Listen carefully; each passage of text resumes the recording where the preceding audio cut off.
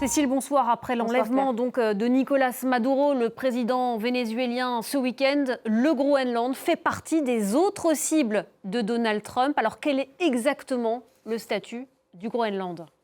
Le Groenland, c'est d'abord la plus grande île du monde, environ 2 millions de kilomètres carrés. C'est presque 4 fois la France. Sa relation avec le Danemark remonte à 1721, lorsque le Groenland devient une colonie danoise. Et c'est en 1979 qu'il change de statut et devient, on le voit, une communauté autonome du Royaume du Danemark. Ça veut dire que l'île est dirigée par un gouvernement local qui gère, regardez, on le voit en haut, l'éducation, la santé, la politique sociale et le contrôle de ses ressources naturelles. Mais le Groenland reste soumis à la constitution du Danemark qui conserve, on le voit juste en bas, la défense, la sécurité et la politique internationale du territoire. En 2009, le territoire justement gagne en autonomie. La langue officielle devient le Kalaallisut. Le groenlandais, les habitants disposent du droit à l'autodétermination et peuvent, s'ils le décident, faire sécession.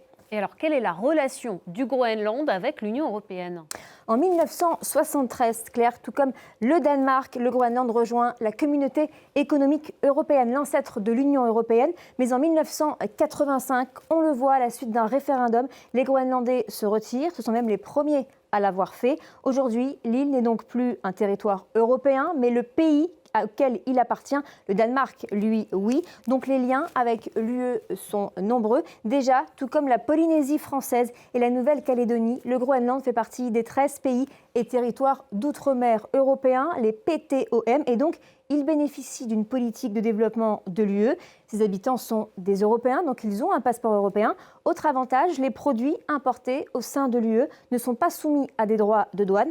De son côté, regardez, chaque année, Copenhague verse l'équivalent de 520 millions d'euros d'aide au territoire. Et alors, quelle est sa relation avec les États-Unis ?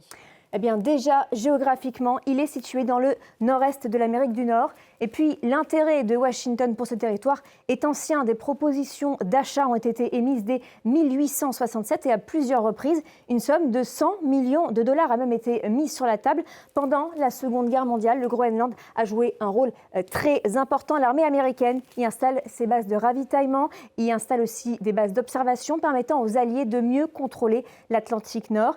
En 1945, alors que les Danois s'attendaient à ce que les forces américaines pillent bagage, elles décident de rester. L'État était déjà considéré comme comme un élément crucial pour la sécurité des États-Unis. D'ailleurs, les deux pays sont liés depuis 1951 par un accord de défense et les Américains y possèdent, regardez, une base militaire qui est la base spatiale de Pituffik.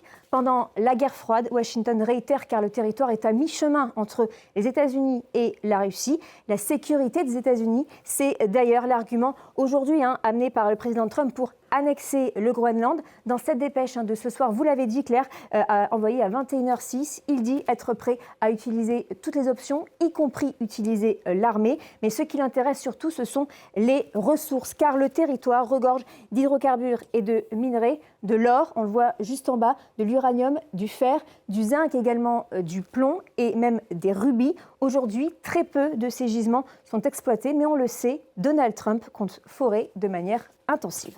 Et alors concrètement, Cécile, que peuvent faire les Européens contre Donald Trump ?